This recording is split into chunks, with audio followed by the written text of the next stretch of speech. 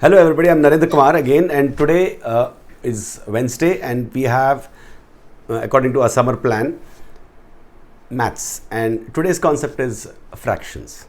So fractions look small, like 1 by 2, 1 by 3, 3 by 4, 5 by 7. They look like a small thing, but its applications are numerous because fraction is among many a part. So it could be a part in terms of numbers, like you can have 5 members out of 100 members is 5 by 100, or you can have amounts like 5 kgs of 20 kgs of something. So you're taking a part of something. It could be numbers and it could be amounts. It could be percentages. So it could be even proportions.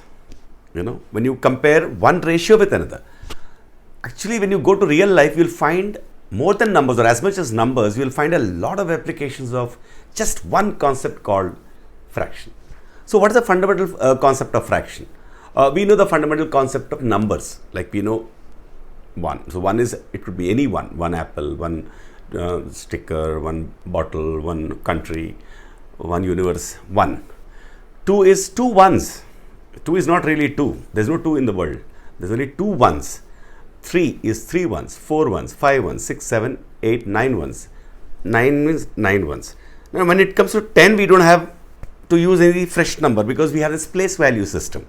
So we have, if you keep 0 here or 1 here, it's 1, 1. But if you keep any number beside that, it's tens. So if you have 23, 23 is not 23. Many people are not fully clear on that, actually. Fully clear on that.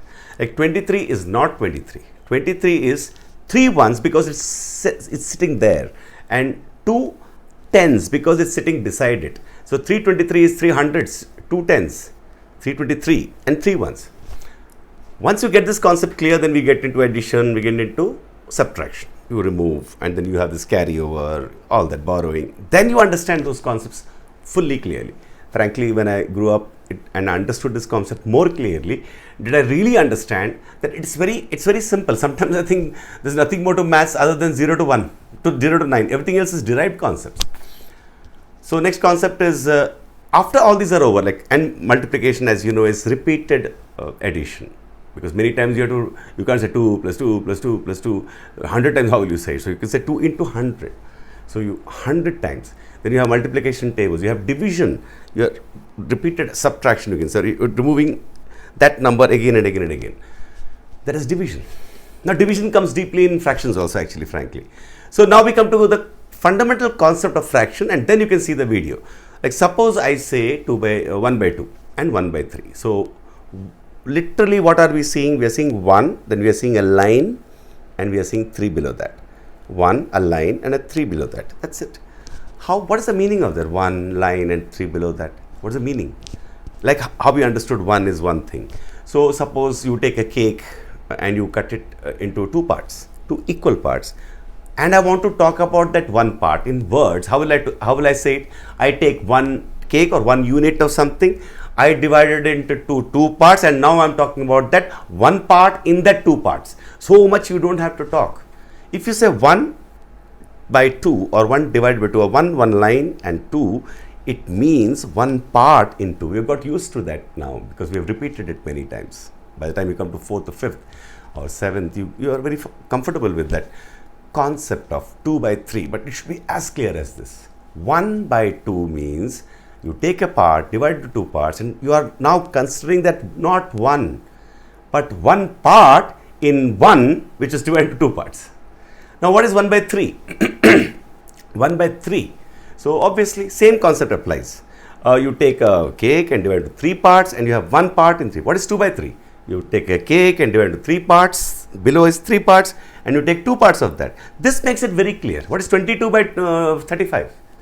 You take a cake, divide it into 35 parts, and in that 22 parts you take. See, it becomes very clear. But its applications are numerous, and you have to add now. How do you add 1 by 2 plus 1 by, how do you add half a cake and 1 by 3rd cake? Of course, in real life, you just join it. But how much is that? If anybody asks, we are confused. See, there comes the concept of lowest common multiple, LCM, where we make our equivalent fractions. So 1 by 2 is equivalent to 2 by 4 is equal to 3 by 6. So we got 6 below. 1 by 3 is equal to 2 by 6. So 2 by 6 is also 1 by 3. Okay, and 3 by 6 also is 1 by 2, and then you can add. So unless you have the what is called denominator same, you can't add the numerators. How do you make the denominator same? Find out such a multiple which is common to both, lowest common multiple. This is again a conceptual way of understanding. I gave a detailed example not to teach you the whole maths, but to open a door to make you understand, all of us to understand that maths are a little more conceptual than we do in schools. In schools, just a little shift. We go mechanically. If you come a little this side and get the concept, actually a big difference. It makes a big difference in your life because you can, yes, use maths. You can play with maths. Really.